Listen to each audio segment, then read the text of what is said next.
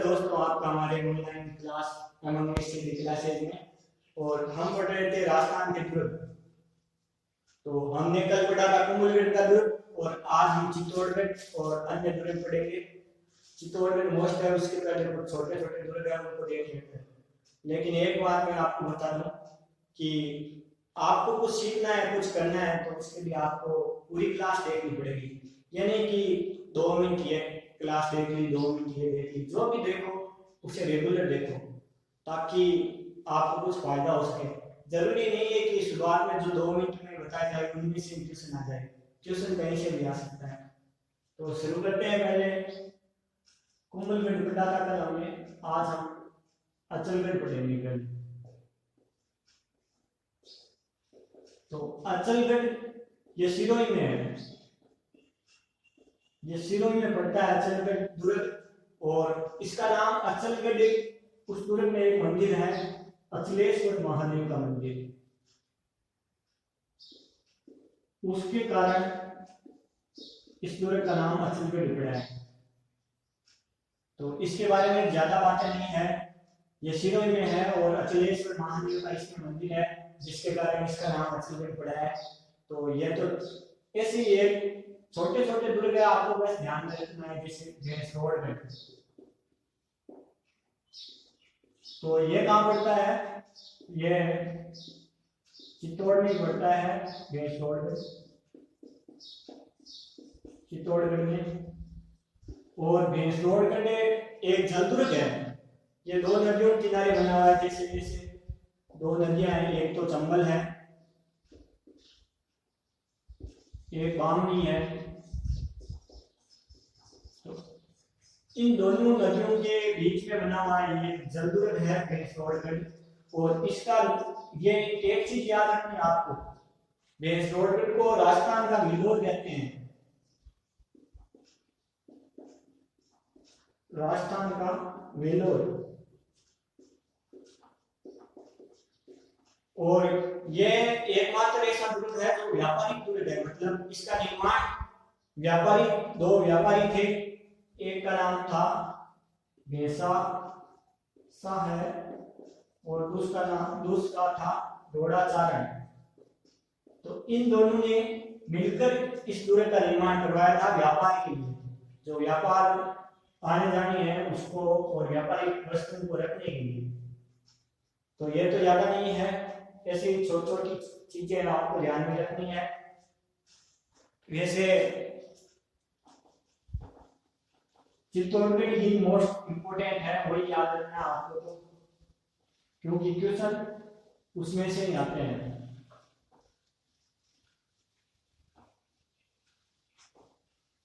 एक आपको एक किला पड़ता है कुंटाला का,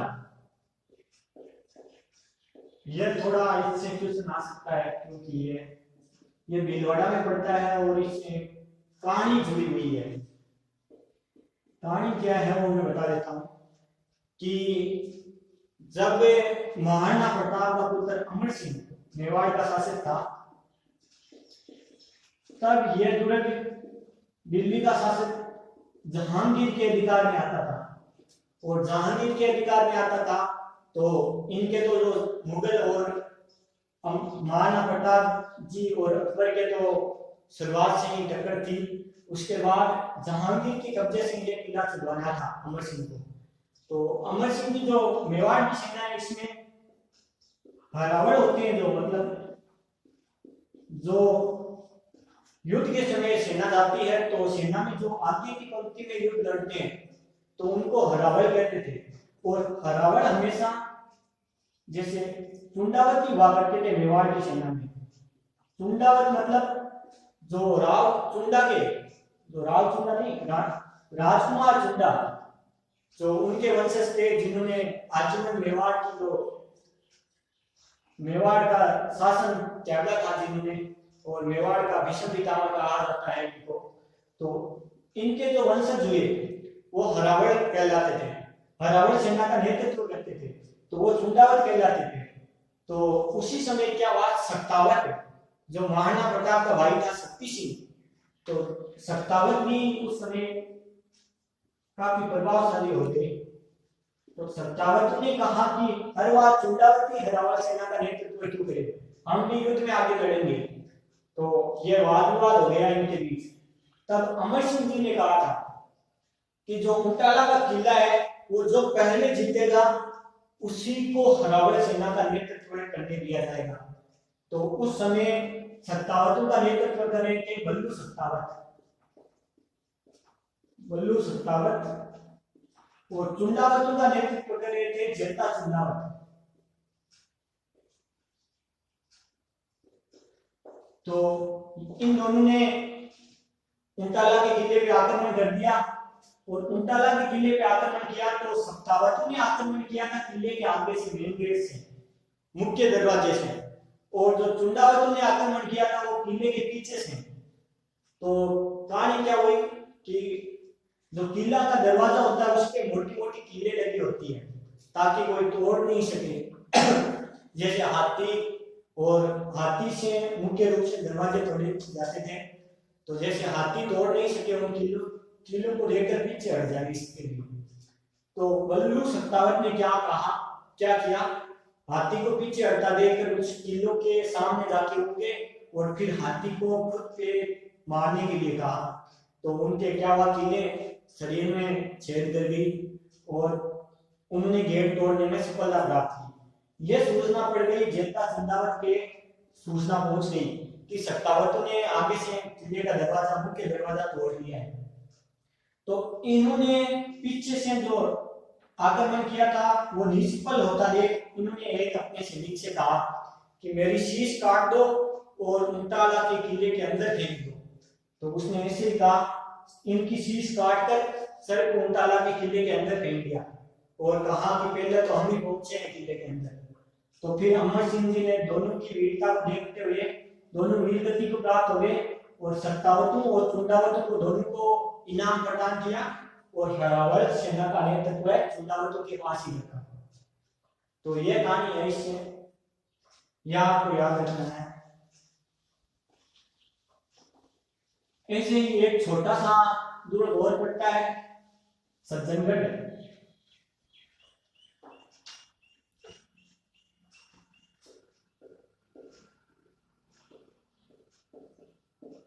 ये उदयपुर में पड़ता है।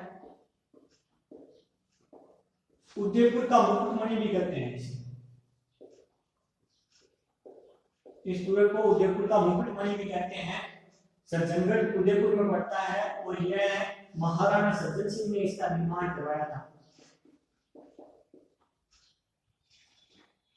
महाराणा सज्जन सिंह ने।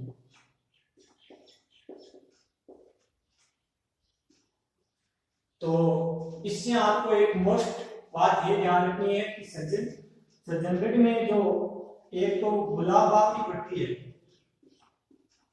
गुलाब बावड़ी, इसी का निर्माण भी महाराणा सज्जन सिंह ने करवाया था। एक तो ये चीज प्रसिद्ध है, दूसरी चीज इसकी प्रसिद्ध है वो गुलाब के फूल।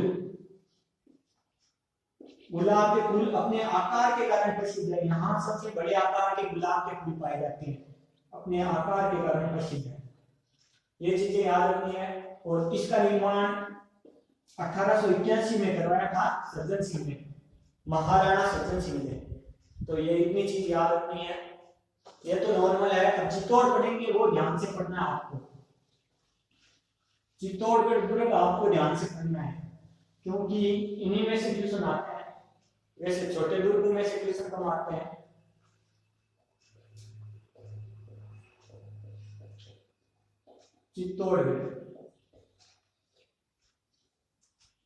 चित्तौड़गढ़ जिले में पड़ता है। चित्तौड़गढ़ का जो निर्माण है वो चित्रांग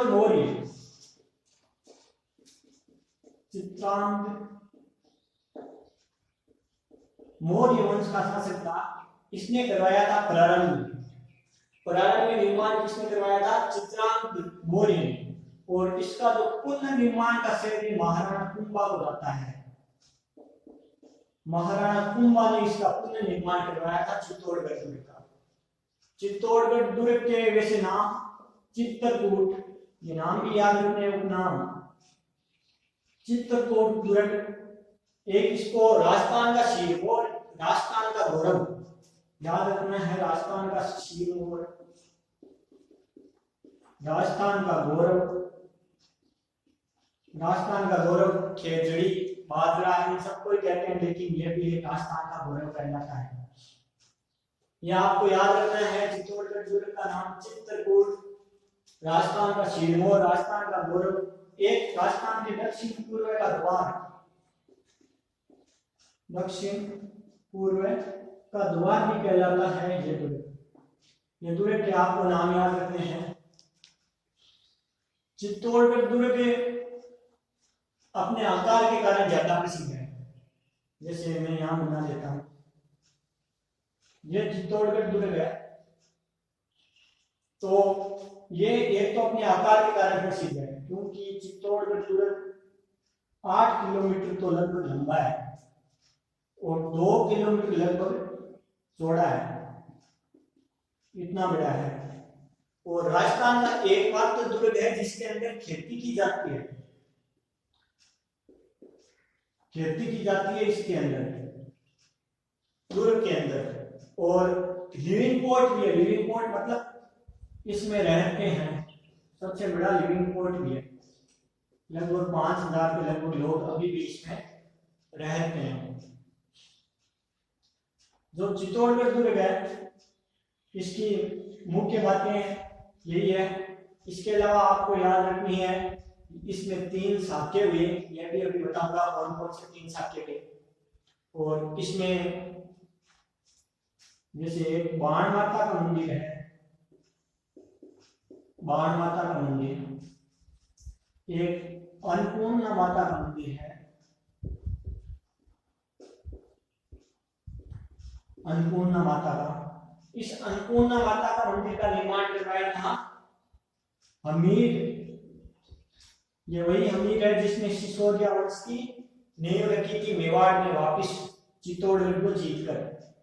तो राणा हमीर ने भी अन्नपूर्णा माता का मंदिर का निर्माण करवाया था, हमीर सिंह सिसोदिया। बाण माता का मंदिर भी यही है। बाण माता मेवाड़ राजवंश की कुलदेवी है, यह आपको याद रखना है। कुलदेवता तो एक ही उनकी है और कुलदेवी बाण माता है। वैसे जौहर कुंड, पद्मनी मंदिर, काफी मंदिर है इसमें, वो भी आपको ऐसे नाम याद रखने हैं। इसमें जो 3 शाखे हुए उनके बारे में बता देता हूं मैं। तो मैं पहले 3 शाखे एक बार दिखा देता हूं। 3 शाखे हुए उनके बारे में बता देता हूं।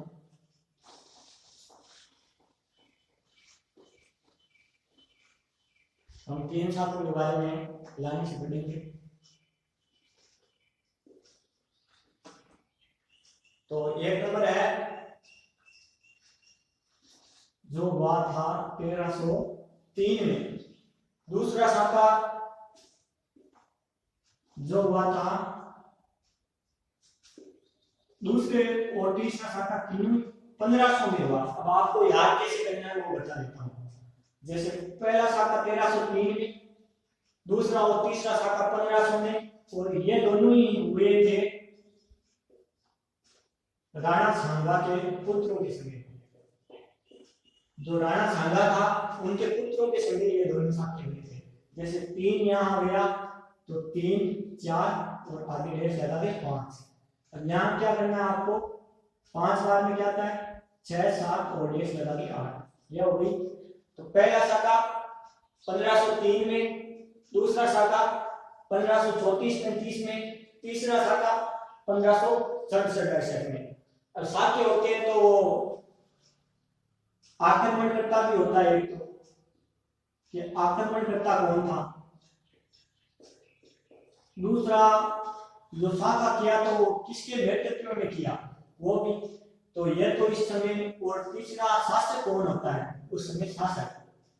तो पहला शाखा तो आक्रमणकर्ता एक खिलजी, अलाउद्दीन खिलजी था एक है। दूसरे समय आक्रमणकर्ता बहादुर शाह था, मालवा का शासक बहादुर शाह। और तीसरे समय आक्रमणकर्ता था अकबर।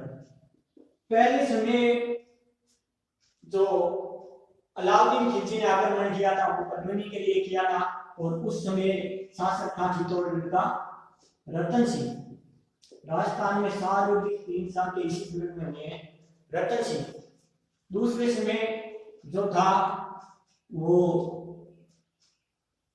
विक्रमादित्य था, विक्रमादित्य, जिसका फिर वध कर दिया था बनबीर ने। और जो तीसरे समय था उस समय था उदय सिंह। तो उदय सिंह तो चला गया था, तो उस समय जयमल और भत्ता को चित्तौड़गढ़ दुर्ग का बाढ़ सौंप के गया था, जयमल और भत्ता को।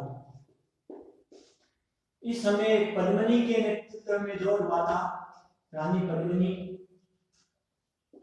जो दूसरे समय था वो दूसरा शाखा वो विक्रमादित्य, और इस समय जो राज्य का विक्रमादित्य की मां और राणा सांगा की पत्नी कर्मावती। तो कर्मावती के कंधों पे भार था राज्य का, और कर्मावती के नेतृत्व में शाखा हुआ था। और तीसरे समय जयमल की पत्नी थी फूल कंवर, तो फूल कंवर के नेतृत्व में शाखा हुआ था। इसमें तो 1600 रानियों ने जान दी थी शाखे में, और शाखा किया था, जोर किया था। और इस समय 13,000 रानियों ने जोर किया था, और फूल कंवर के नेतृत्व में लगभग 700 रानियों ने जोर किया था। यह बात आपको याद रखनी है।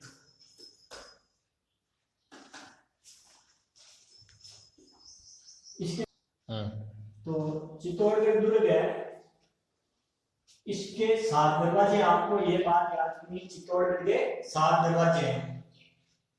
और चित्तौड़गढ़ दुर्ग आपको याद रखना है मेसा के पठार में, पठार पे स्थित है, मेसा के पठार पर स्थित है। जैसे सज्जनगढ़ बांस, वो सज्जनगढ़ वाला भी याद रखना है, सज्जनगढ़ बांसवाड़ा नामक पठार पर स्थित है। वैसे चित्तौड़गढ़ मेसा के पठार पर स्थित है। इसमें तुलजा भवानी का मंदिर है, तुलजा भवानी का मंदिर। तुलजा भवानी कौन थी? जो शिवाजी थे उनकी कुलदेवी मानी जाती है तुलजा भवानी। और इसका मंदिर बनाया था जो बनवीर ने, बनवीर जिसने विक्रमादित्य की हत्या की थी, उसने बनवाया था तुलजा भवानी का मंदिर। अन्नपूर्णा माता का मंदिर मैंने बता ही दिया, किसने बनाया था? अमीर ने, राणा अमीर ने, सिसोदिया राजवंश की नींव रखी थी उसने। और वैसे ही एक संगार चौरी,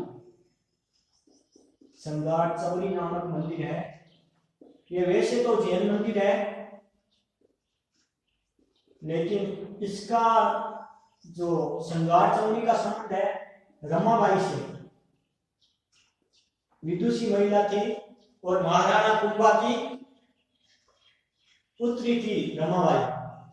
तो रमाबाई का जहां विवाह हुआ उस स्थान को संगार चौरी कहा जाता है, और वो जैन मंदिर के रूप में है।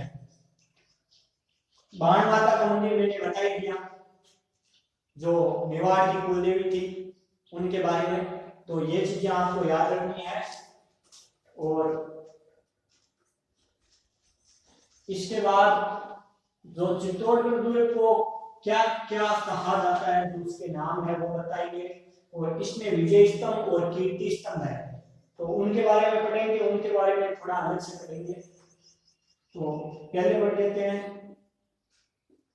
टोड ने जो चित्तौड़गढ़ का मंदिर, चित्तौड़गढ़ दुर्ग है, इसको कुतुब मीनार से भी श्रेष्ठ बताया है। कुतुब मीनार से भी श्रेष्ठ बताया है। जैसे ये क्वेश्चन आते हैं, जैसे मतलब किसने कुतुब मीनार को श्रेष्ठ बताया है चित्तौड़गढ़ दुर्ग को, या टोड ने किसको कुतुब मीनार से श्रेष्ठ बताया है, ऐसे घुमा के क्वेश्चन पूछते हैं। ये चीज याद रखनी है आपको, टोड ने इसे कुतुब मीनार से भी श्रेष्ठ बताया है। एक आर.टी. व्यास ने, इसने हिंदू मंदिरों का सिंबल कुछ ऐसा बताया है। तो ये भी आपको ऐसी चीजें याद रखनी है। एक अब्दुल फजल ने इसके बारे में एक बात कही है कि गढ़ तो चित्तौड़गढ़ बाकी सब गटैया, गढ़ तो चित्तौड़गढ़ बाकी सब गटैया। ये चीज याद रखनी है आपको। किसने कहा है? अब्दुल फजल ने चित्तौड़गढ़ दुर्ग के बारे में कहा है, गढ़ तो चित्तौड़गढ़ बाकी सब गटैया। और स्थानीय लोगों ने इसके बाद ये बात और जोड़ दी कि गढ़ तो गढ़ बाकी सब गटैया, रानी तो पद्मिनी बाकी सब विद्या। ये बात स्थानीय लोगों ने जोड़ी। तो अब हम पढ़ेंगे जो विजय स्तंभ और कीर्ति स्तंभ है इसके बारे में। ये दोनों एक ही, कंफ्यूजन हो जाते हैं काफी बंदे कि विजय स्तंभ और कीर्ति स्तंभ एक ही मान लेते हैं, लेकिन ये एक नहीं है। विजय स्तंभ दोनों है तो चित्तौड़गढ़ दुर्ग में ही, लेकिन एक नहीं है कीर्ति स्तंभ। आपको ऐसा याद रखना है कि विजय स्तंभ का संबंध तो सीधा सा महाराणा कुंभा से है, लेकिन कीर्ति स्तंभ का नहीं है।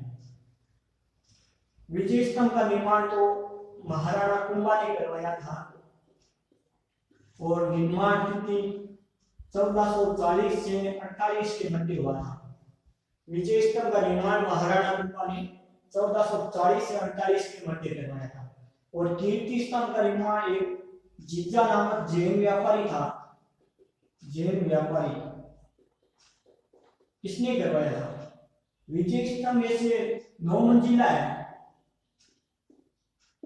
और जो कीर्ति स्तंभ है वो 7 मंजिला है।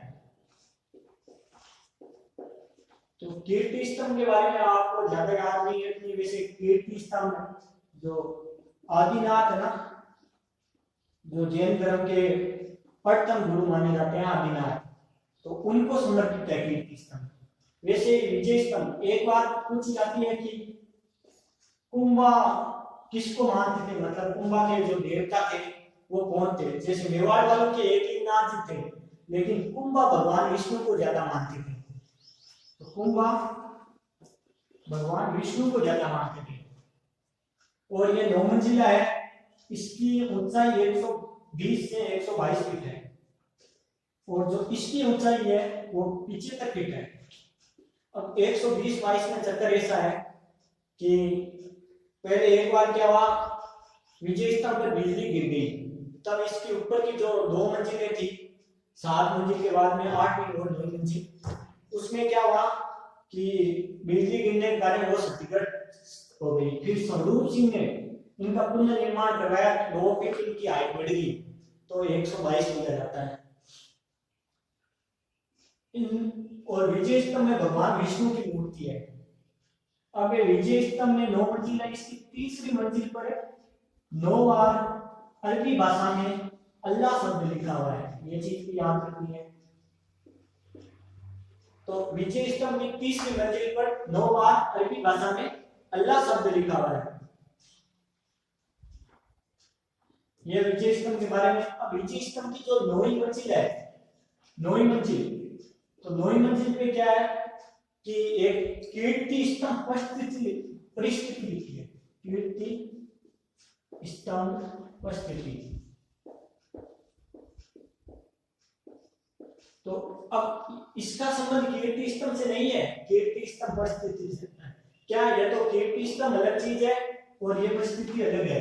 इसमें क्या हुआ, ये जो महाराणा कुंभा के जो विजय है उनके बारे में लिखा हुआ है, उनके विजय और जो इनके मतलब महान गाथा होती है, शौर्य गाथा, वो लिखी हुई है। तो ये किसने लिखी थी, ये अत्रि और महेश। ये भी पूछा जाता है कि स्तंभ किसकी लिखी हुई है परिस्थिति। अत्रि और महेश नामक 2 कवि थे, इन्होंने लिखी थी ये। और ये विजय स्तंभ की 9वीं मंजिल पर लिखी हुई है। ये चीजें भी आपको याद रखनी है। तो एक बार मैं वापिस बता देता हूँ। विजय स्तंभ महाराणा कुंभा ने 1440 से 48 में इसका निर्माण करवाया था। तो निर्माण करवाया था, ये विजय स्तंभ है, तो विजय के उपलक्ष्य में सारंगपुर या मालवा कह दो, मालवा विजय के उपलक्ष्य में इसका निर्माण करवाया था। तो 1440 से 48 में मारवाड़ विजय की थी 1437 में। तो 1440 से 48 के मध्य इसका निर्माण हुआ। भगवान विष्णु को समर्पित है, 9 मंजिला है, लंबाई 120 से 22 की। और इसको बनाने में उस समय खर्चा हुआ था वो 90 लाख रुपए का हुआ था उस समय, अभी तो पता नहीं। 120 से 122 फीट ऊंचाई है। 30वीं मंजिल पर अरबी भाषा में नौवार अल्लाह शब्द लिखा हुआ है। 9वीं मंजिल पर कीर्ति स्तंभ स्थित है, अत्रि और महेश ने लिखी थी। और वैसे ही कीर्ति स्तंभ जिद्दा नामक जैन व्यापारी ने लिखा। ऊंचाई है 75 फीट और 7 मंजिला है और यह आदिनाथ जी को समर्पित है।